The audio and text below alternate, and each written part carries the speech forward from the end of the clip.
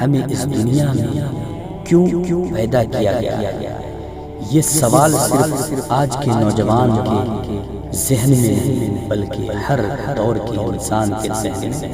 الحمدللہ رب العالمین والصلاة والسلام على سیدنا محمد وعلى آلہ وصحبہ اجمعین، اما بعد فاعوذ باللہ من الشیطان الرجیم، بسم اللہ الرحمن الرحیم، ربی اشرح لی صدری ویسر لی امری واحلل عقدۃ من لسانی یفقہوا قولی۔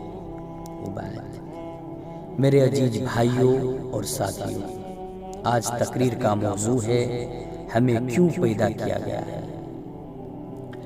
آج میں آپ سب سے بہت اہم سوال پر بات کرنا چاہتا ہوں، ہمیں اس دنیا میں کیوں پیدا کیا گیا ہے؟ یہ سوال صرف آج کے نوجوان کے ذہن میں نہیں بلکہ ہر دور کے انسان کے ذہن میں رہتے تھے، مگر آج کے دور میں یہ سوال کچھ زیادہ ہی تیزی سے ابھر کر سامنے آتا ہے، کیونکہ ہم سب مشکلات، پریشانیوں اور تنہائیوں کے سمندر میں ڈوب رہے ہیں۔ آج کے نوجوان کی پریشانی کو میں دل سے محسوس کرتا ہوں۔ آپ کے دل میں ایسا سوال آتا ہے کہ میری زندگی کا اصل مقصد کیا ہے؟ میری زندگی کا اصل مقصد کیا ہے؟ میں کیوں پیدا ہوا ہوں؟ کیا میری زندگی میں کوئی روشنی ہے؟ کیا میرے دکھ، میرے مصیبت کے پیچھے کوئی وجہ ہے؟ یہ وہ سوالات ہیں جو آج کے نوجوان کو اداس، غم اور کنفیوز میں ڈال دیتے ہیں۔ لیکن میرے پیارے دوستو، آج میں آپ کو وہ راہ دکھانے آیا ہوں جو آپ کو اس اندھیرے سے نکال کر روشنی کی طرف لے جائے گی۔ قرآن مجید میں اللہ سبحانہ تعالی فرماتا ہے، وَمَا خَلَقْتُ الْجِنَّ وَالْإِنسَ إِلَّا لِيَعْبُدُونِ، میں نے جن اور انسانوں کو صرف اس لیے پیدا کیا ہے کہ وہ میری عبادت کریں۔ یہ آیت ہمیں بتاتی ہے کہ ہمارا اصل مقصد صرف دنیا کے لطف اٹھانے کے لیے نہیں بلکہ اپنے خالق کی عبادت اور اس کی رضا حاصل کرنا ہے۔ نبی کریم صلی اللہ علیہ وسلم نے فرمایا، عمل صرف نیت پر مبنی ہے اور ہر شخص کو وہی ملے گا جس کا اس نے ارادہ کیا۔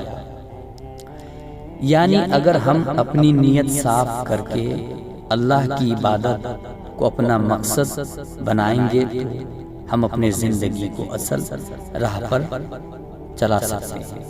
لیکن دوستو، زندگی ہر وقت آسان نہیں ہوتی۔ کبھی کبھی ہمیں پریشانیوں، مصیبتوں اور تنہائیوں کا سامنا کرنا پڑتا ہے۔ کبھی لگتا ہے کہ سب کچھ ختم ہو گیا، مگر قرآن مجید میں ہمیں تسلی دیتا ہے، فَإِنَّ مَعَ الْعُسْرِ يُسْرًا، مشکل کے ساتھ آسانی ہے۔ یہ پیغام ہمارے لیے امید کی کرن ہے جو ہمیں ہر اندھیرے میں روشنی دکھاتا ہے۔ آج کے نوجوان، اپنے مقصد کو سمجھو، اپنی زندگی اس راہ پر لگاؤ جہاں تم اللہ کی عبادت اور اس کی رضا کے لیے کام کرو۔ اپنے دل سے شکوہ اور غم کو نکال دو اور نئی طاقت پیدا کرو۔ علم حاصل کرو، مگر اس علم پر عمل کرنا زیادہ ضروری ہے۔